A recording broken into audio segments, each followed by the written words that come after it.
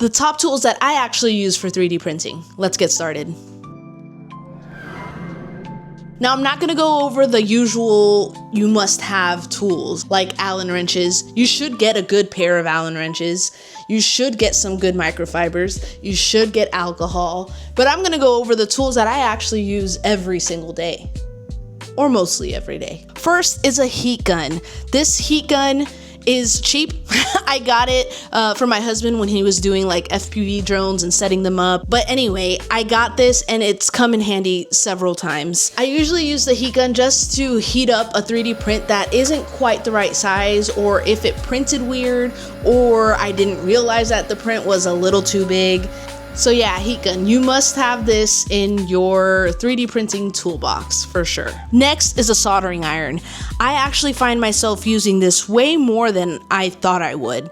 It's mainly for heat setting threaded inserts. 3D printed screws are the worst to mess with, and sometimes they just don't screw in right. So having a soldering iron and being able to inset a threaded insert is the best. It levels up your 3D prints and it makes it last longer. So with the soldering iron, you have to have some threaded inserts. I would even go as far as getting a variety pack of just screws that will work with said threaded inserts. Next are these magnet setters. I have two of them because I was just testing which one worked the best. I like this one because you screw out a little bit and then just one magnet comes out.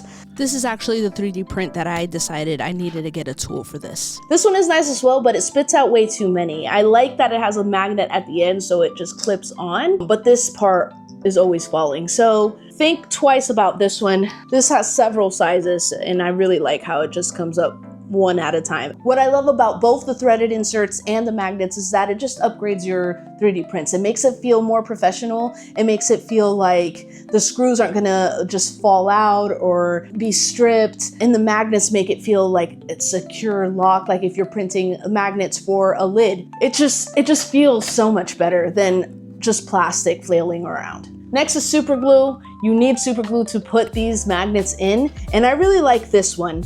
Not sponsored or anything, but I like how liquidy it is, and I love that it has a really fine nozzle, and it comes with even finer nozzles. One of the tools that I got really early on in my 3D printing journey are these 6-pack pliers. Say that 6 times fast. Anyway, I got it from Harbor Freight, and they've lasted me, I'm gonna say a good 2 or 3 years. I use it almost every day.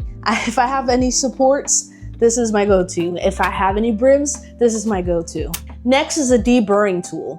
This is something, again, that almost any time I print, if it has a brim or any runaway filament, I always use these. It's just quick, simple cleanup of any 3D print, and again, just makes the final product look more professionol for sure. Next is a dryer box. The dryer box that I have, I don't want to talk down about it. It just hasn't been working. So I reached out to Polymaker, not sponsored. So I recently bought this Polymaker storage box, but it's just a storage box. I thought it was the dryer because on Amazon it said Poly dryer box. Would you understand when you see Poly dryer box? But anyway, I reached out to Polymaker and they were gracious enough to send me the dryer deck, not for free, but a pretty decent discount. You should check them out for sure. I haven't started using it because our garage has been under construction, but that's a story for another day. So yeah, I'll do a follow-up video on this, but I absolutely need to dry my filament because, like I said, my filaments live in the garage and it's kind of humid down there during the summer, but during the winter, it's usually pretty okay. Since I haven't had a good dryer in a good handful of months, I decided to get some resealable vacuum bags, and these things have been lifesavers. I also bought some desiccant to put in said bags, and these bags came with a vacuum pump. So I'm gonna stick it in here with some desiccant.